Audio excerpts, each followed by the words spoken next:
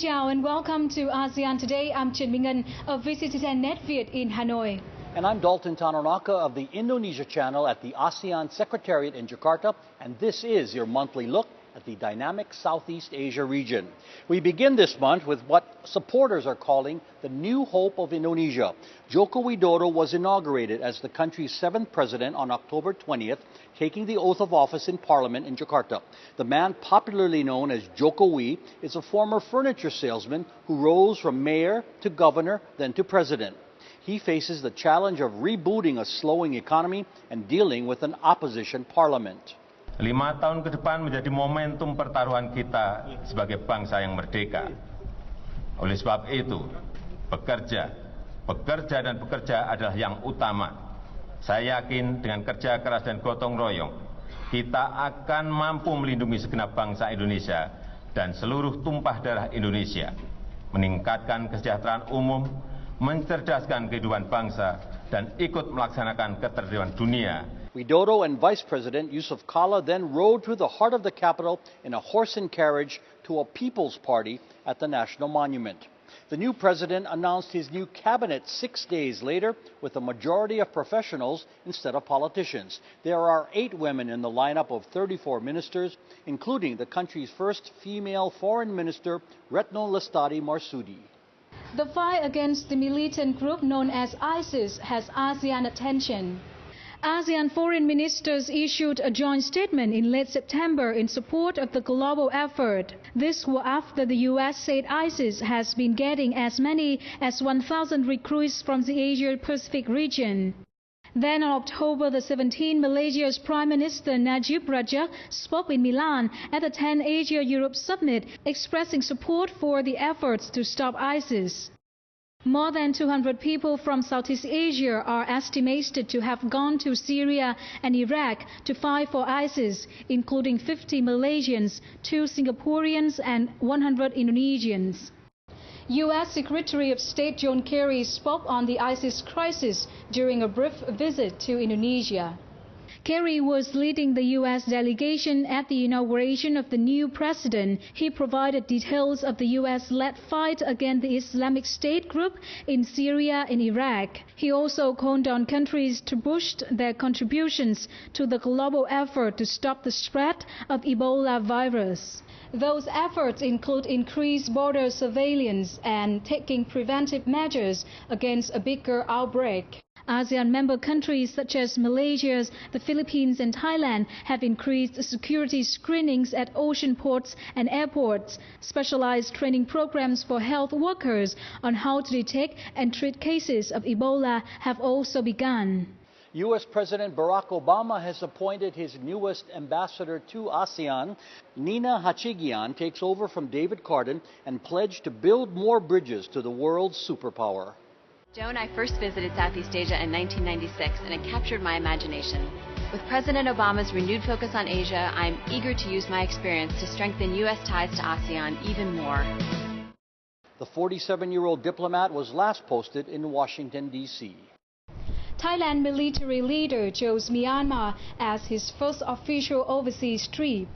Prayut Chan-o-cha's visit on October the 9th came at a sensitive time for the 2 ASEAN member states. He and Myanmar counterpart Thein Sein share similar leadership pathways. They talk about upcoming elections in their respective countries.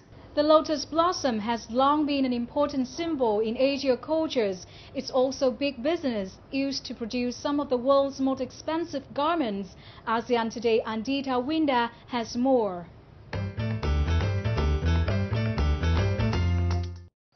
In many parts of Asia, the lotus is a symbol of divinity and purity. It's also a source of income for farmers in the region, including Cambodia, where the plant grows wild in many areas. Besides its petals and seeds, its stems are also valued.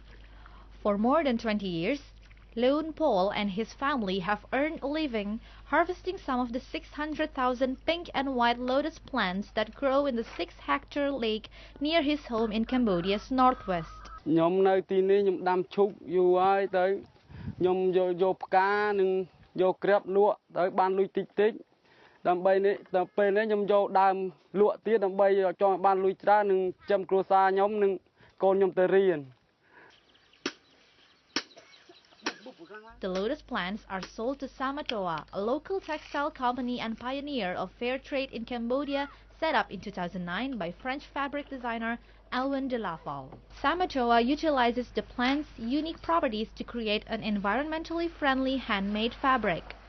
In 2013, the Lotus Farm Workshop was established near Phnom Krom, with 50 workers turning lotus plants into an array of products. The plant's edible seeds are roasted, candied, or used to make jewelry and cosmetics. The flowers are used to make perfume, herbal tea, and coffee infusions. The stems are scored and then carefully snapped to reveal 20 to 30 fine white filaments of fiber, which are then spread on a wooden board and rolled together, making a single line of thread. Each worker produces an average 200 meters of thread per day. It takes 3,000 meters of thread to make 1 meter of fabric using about 17,000 stems. It sells at more than $350 per meter wholesale, making it one of the most expensive fabrics in the world.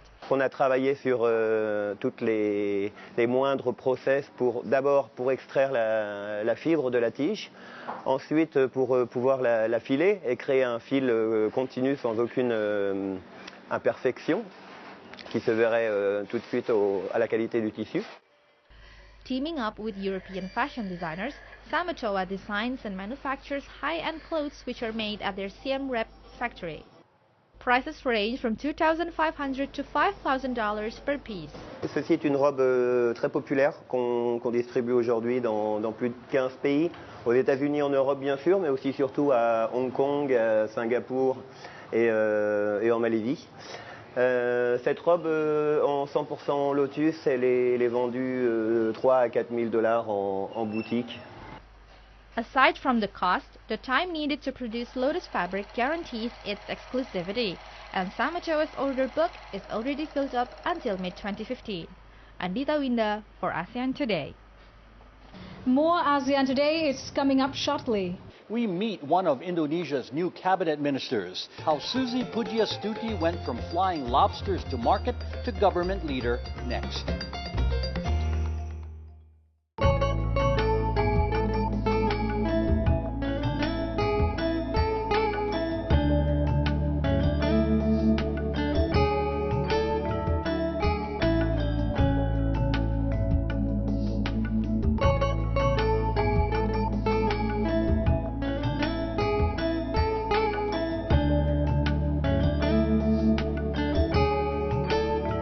Best of Bali, only on the Indonesia Channel.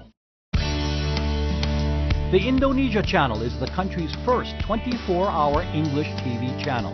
And it's cool, offering a stylish mix of entertainment and news programs created for viewers around the world.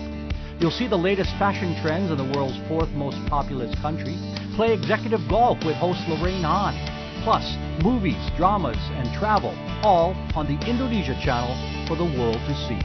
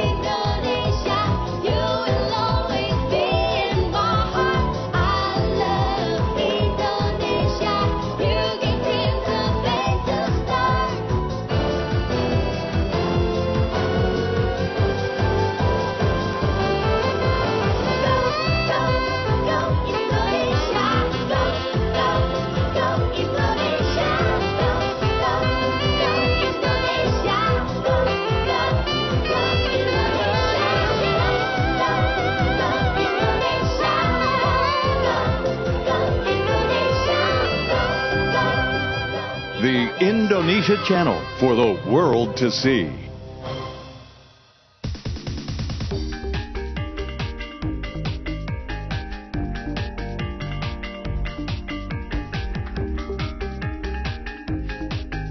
Passion for fashion, only on the Indonesia Channel.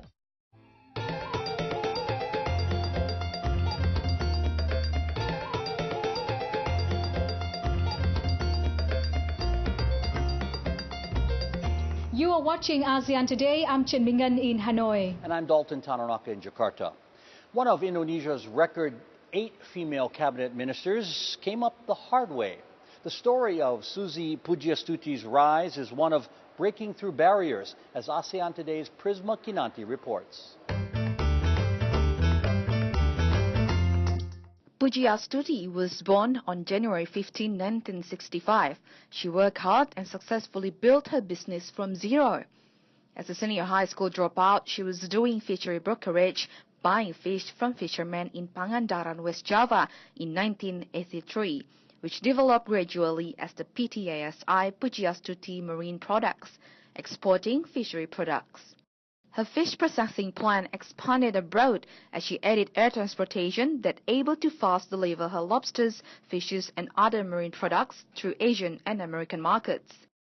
It became the start of Susi Air business under PTASI Pujiastuti Aviation.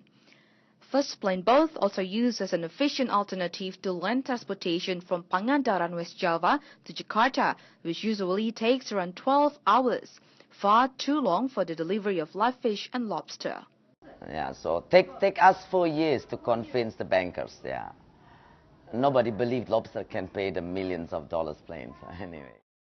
But the 2004 earthquake and tsunami that hit Aceh changed everything. After using its planes to help ferry the victims to safety, Susi Air decided to enter the chartered flight business. But then after 2 weeks, the money running out, so the 500 million rupiah is finished, and we have to go back to our business to make money. And the NGOs, many NGOs, Red Cross, Medicine Sans Frontiers, and many other organizations, they need the aircraft to use to continue the relief aids. So, but I can't afford to fly for free for them anymore. So then they agreed to pay us, and that's we start our chartering business. Out of Susi Air's 200 pilots, only 2 are Indonesians. The airline now flies to 162 destinations nationwide, using 49 aircraft based in Sumatra, Java, East Nusa Tenggara, Kalimantan, Sulawesi, and Papua. Based on her track record, President Widodo, who repeatedly emphasized the maritime sector as a centerpiece of his policy platform, believes that she is able to deploy a series of improvement policies that are issued by the Ministry for Maritime and Fishery Affairs. Beliau adalah wira usahawati, pekerja keras, mulai dari nol, banyak melakukan terobosan, berhasil mengembangkan jasa perhubungan yang terintegrasi dengan kemaritiman. As she becomes the minister, she decided to step down from her company to focus more on the work of the Jokowi cabinet. She says her biggest challenges are improving the welfare of fishermen, increasing and developing inter-island connectivity by establishing more ports and fishing fleets, especially in eastern Indonesia. Prisma Kinanti for ASEAN Today. More ASEAN Today is coming up shortly. We head to the Philippines for what some say is the most soothing massage. That is, if the snacks don't rub you the wrong way. That story is ahead.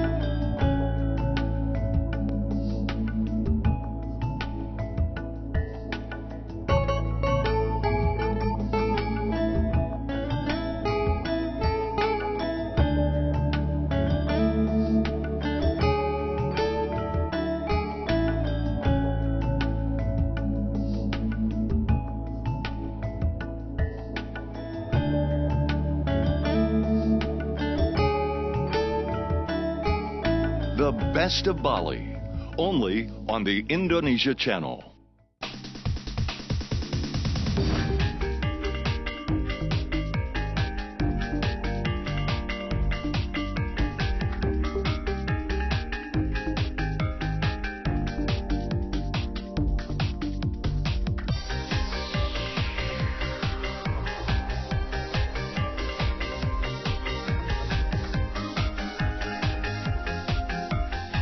Passion for Fashion, only on the Indonesia Channel.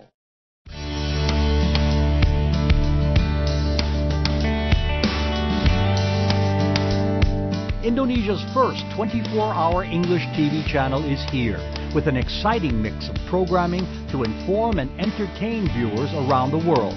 The Indonesia Channel offers something for everyone, from world-class lifestyle shows like Yoga Bliss to the hottest music hits and artists on iPop. News and information are an important part of the Indonesia Channel, with Today's Indonesia and ASEAN Today providing what you need to know. International hosts such as Lorraine Hahn, Jamie Aditya, Caitlin Turner, and Dolphin Tanonaka are among the faces you'll see.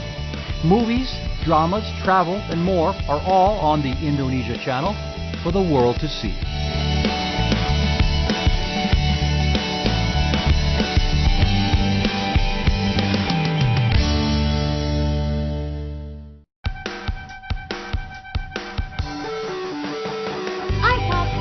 Guide for Indonesian music videos and Indonesian artists.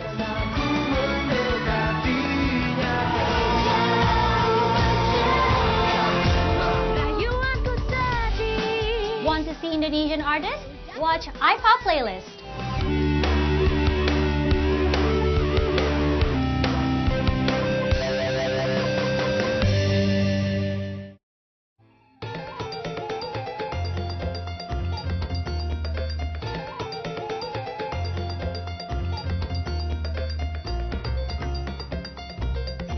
This is ASEAN Today. And we are coming to you this month from Jakarta and Hanoi.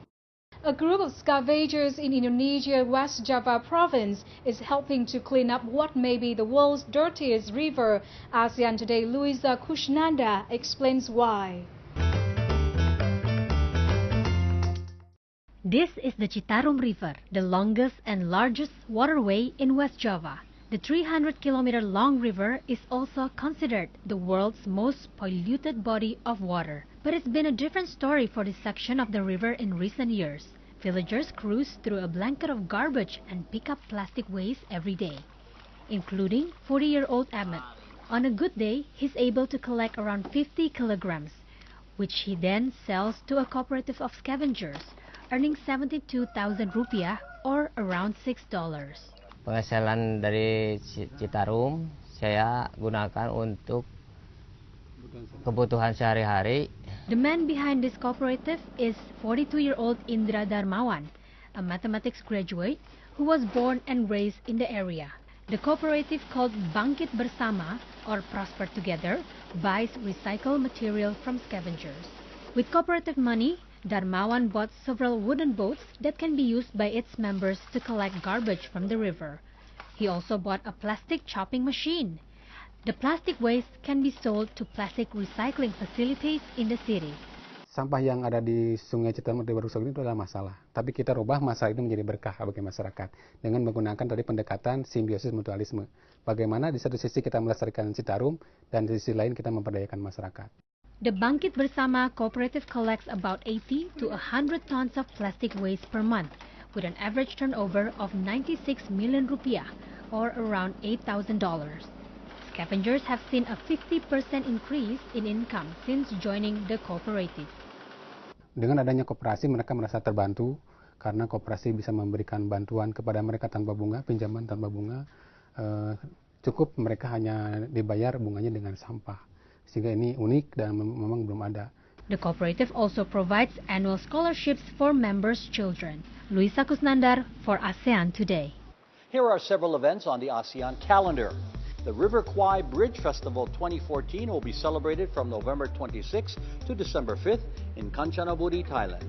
The 10th annual Penang Island Jazz Festival will take place at the Bayview Beach Resort in Malaysia from December 4th to the 7th. And the 25th ASEAN Summit is set for November 12th and 13th in Naypyidaw, Myanmar. It's in the Philippines where visitors to the Cebu Zoo are getting massaged in the most unusual and what some say creepy way. ASEAN Today's Janice Leo takes us there.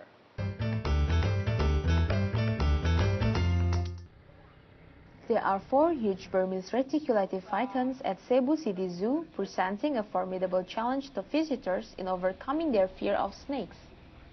Located in the Beverly Hills area of Cebu City in the Philippines, the zoo offers visitors an exotic massage, the only reptile service of its kind in the country. The activity is actually harmless and just the mousers getting to know their customers better. They'll try to feel the air, put their tongue back to their Jacobson's organ, then try to assess whether that is a food, predator, or danger.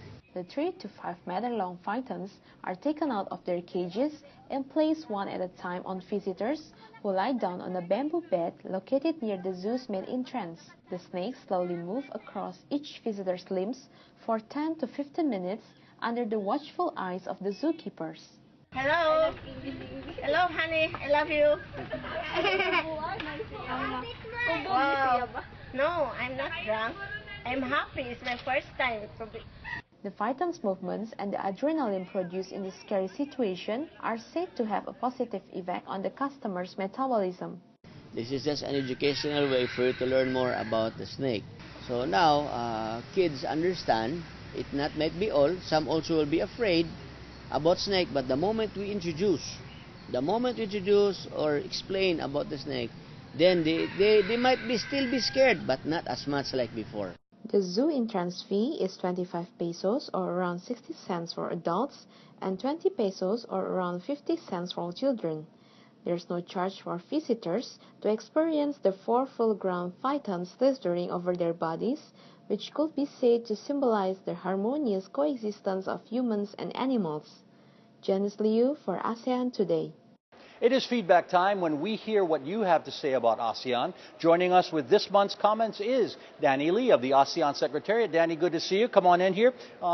Is there a lot of buzz this month? Oh yes, certainly, Dalton. We are still getting our comments and requests. Vanna sent this Facebook message from Japan. I really like the ASEAN Today program. Good to hear, Vanna. Keep watching and writing. And this Facebook posting came from Arita in Indonesia. I love your TV shows so much. And we hope you are learning about ASEAN in the process, Arita. Let us know what you are thinking. Email us at aseantodaytv@gmail.com, post something on our Facebook page, or tweet us at ASEAN Today TV. And that's all for this month, Dalton. All right, Danny, thank you very much. Nan? Thailand is turning tourists upside down with a unique attraction. This 3-story, 250 square meter home in Phuket opened in February. All the furniture here is stuck on the ceiling. The 10-month construction cost was $800,000. Owners are now seeing 10,000 visitors a month. And that's ASEAN Today for this month. I'm Chen Minh of VTC10 NetViet in Hanoi. And I'm Dalton Tanonaka of the Indonesia channel in Jakarta. Terima kasih and see you again next month.